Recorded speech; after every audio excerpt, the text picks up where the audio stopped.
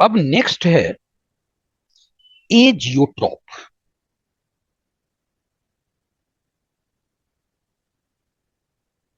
या फिर इसको एजियोट्रॉपिक सॉल्यूशन कहते हैं। अब इसको समझने के पहले हम लोग एक्सपेरिमेंट है उसको समझते हैं। इसे कहते हैं फ्रैक्शनल डिस्टिलेशन। जैसे कि हमारे पास एल्कोहल और वाटर का मिक्सचर आ गया और हमसे कहा गया कि ये मिक्सचर है, एल्कोहल और वाटर इसमें मिले हुए हैं, आप दोनों को अलग कर दीजिए। तो बताइए, क्या आपके पास ऐसा कोई उपाय है कि दोनों को अलग कर सके? नहीं है ना। लेकिन साइंस के पास है। एल्कोहल का बॉइलिंग पॉइंट लगभग 80 डिग्री सेल्सियस होता है और वाटर का बॉइलिंग पॉइंट 100 डिग्री सेल्सियस होता है।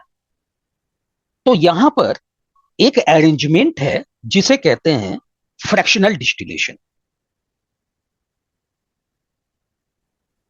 फ्रैक्शनल डिस्टिलेशन में एक इस तरह का कंटेनर होता है और ये पाइप जो है एक कॉन्डेंसर से होकर पास करता है। कॉन्डेंसर जो होता है वो पाइप को ठंडा रखने का काम करता है। अगर उसमें कोई गैस होती है तो वो लिक्विड में बदल जाती है। और इसमें हम लोग एक थर्मोमीटर लटका देते हैं और इसे कॉर्क से बंद कर दिया जाता है। अब इसे हीट दिया जाता है और इसमें क्या है, वाटर है और एल्कोहल है। हमने दोनों को गर्म करना शुरू किया। अब एल्कोहल सबसे जल्दी बॉयल करना शुरू करेगा क्योंकि 80 डिग्री सेल्सियस पर एल्कोहल बॉयल करेगी। बॉयल करने का क्या मतलब है कि एल्कोहल ने अपना वेपर बनाना शुरू कर दिया और वाटर जो है अभी बॉयल नहीं कर रहा है। तो वाटर तो ऐसे ही रहेगा, बेचारा अभी गर्म ही हो रहा है, और एल्कोहल ने वेपर बनाना शुरू कर दिया। अब हम लोग क्या करेंगे, थर्मोमीटर की मदद से टेम्परेचर को 80 डिग्री सेल्सियस तक ही कांस्टेंट रखेंगे कि अब केवल एल्कोहल का ही वेपर बनेगा और वो वेपर इस पाइप से आता जाएगा और इस कंडेंसर की वजह से ठंडा होता जाएगा और यहां पर ड्रॉप बाय ड्रॉप हम यहां पर इकट्ठा कर लेंगे। तो जी इकट्ठा होगा वो क्या होगा, एल्कोहल होगा। और इस तरह से हम लोग दोनों को अलग अलग कर सकते हैं। ठीक है। यानी कि ये मिक्सचर जो है बॉयल कांस्टेंट टेम्परेचर पर नहीं कर रहा है। एल्कोहल 80 डिग्री सेल्सियस पर बॉयल होगा, वाटर जो है 100 डिग्री सेल्सियस पर बॉयल होगा।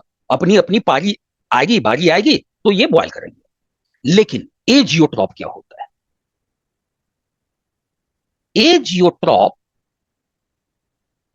Are constant boiling mixture. इसका मतलब क्या हुआ, that is mixture boils at constant temperature. Alcohol और वाटर के मिक्सचर को अगर हम गर्म करेंगे तो एल्कोहल अलग बॉयल होगा, वाटर अलग बॉयल होगा। Azeotropes are formed by mixing components in the fixed proportion। एक फिक्स्ड प्रोपोर्शन में ही उनको हम मिक्स करके बना सकते हैं, है ना। अब जैसे हम लोग सॉल्यूशन बनाते हैं तो सॉल्यूशन में कोई फिक्स्ड प्रोपोर्शन नहीं होता है, कुछ भी हम मिला सकते हैं। लेकिन एजियोट्रॉप एक फिक्स्ड प्रोपोर्शन में इसको हम लोग जब मिक्स करते हैं तो एजियोट्रॉप बनता है।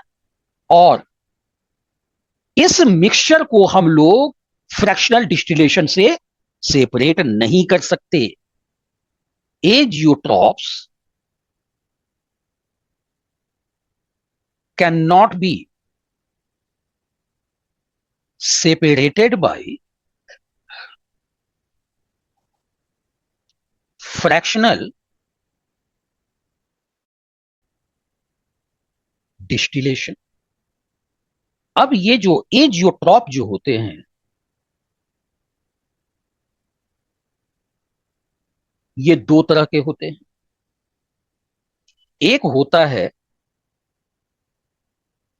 मिनिमम बॉइलिंग एजियोट्रॉप, दूसरा होता है maximum boiling azeotrope. Vapour pressure ज्यादा बनता है तो बॉइलिंग पॉइंट कम होती है, और वेपर प्रेशर कम बनता है तो बॉइलिंग पॉइंट ज्यादा होती है। तो मिनिमम बॉइलिंग पॉइंट कब होगी? जब वेपर प्रेशर ज्यादा होगा।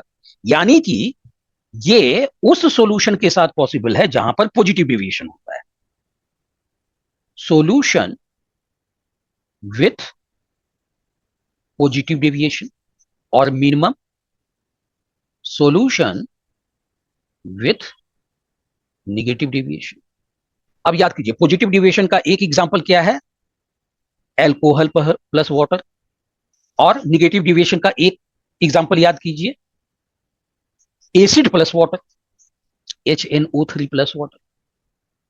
हमने क्या देखा कि ये फिक्स्ड प्रोपोर्शन में होने चाहिए। एल्कोहल अगर 95% है और वाटर 5% है तो एजियोट्रॉपिक मिक्सचर बन जाएगा। प्योर एल्कोहल की बॉइलिंग पॉइंट 78.5 डिग्री सेल्सियस होता है और वाटर का 100 डिग्री सेल्सियस। एजियोट्रॉपिक मिक्सचर का बॉइलिंग पॉइंट इन दोनों के बॉइलिंग पॉइंट से कम होगा, 78.5 डिग्री और 100 डिग्री सेल्सियस इन दोनों से कम होगा, और ये हो जाएगा 78.2 डिग्री सेल्सियस। अब HNO3 68% और वाटर 32% हो तो एजियोट्रॉपिक मिक्सचर बनता है। अब HNO3 की बॉइलिंग पॉइंट होती है 83 डिग्री सेल्सियस और वाटर का 100 डिग्री सेल्सियस। तो ये जो एजियोट्रॉपिक मिक्सचर बनेगा उसका बॉइलिंग पॉइंट इन दोनों से ज्यादा होगा, यानी 83 डिग्री से तो ज्यादा होगा ही, 100 डिग्री से भी ज्यादा होगा, और ये पाया गया है 120.5 डिग्री सेल्सियस। तो चलिए मिलते हैं हम लोग। वीडियो हेल्पफुल लगी हो तो लाइक, शेयर और सब्सक्राइब जरूर करें। बेल आइकन प्रेस करना ना भूलें। Thank you for watching and see you in the next video. Happy learning.